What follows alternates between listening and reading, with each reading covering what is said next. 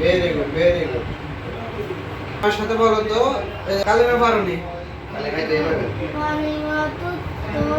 আচ্ছা, আমার সাথে বলো লা ইলাহা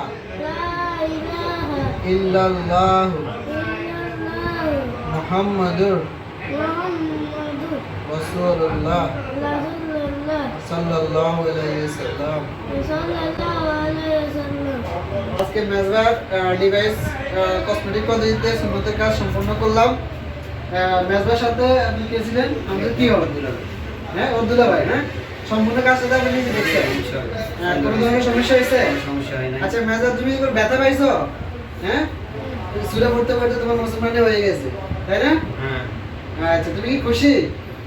আচ্ছা, ঠিক আছে।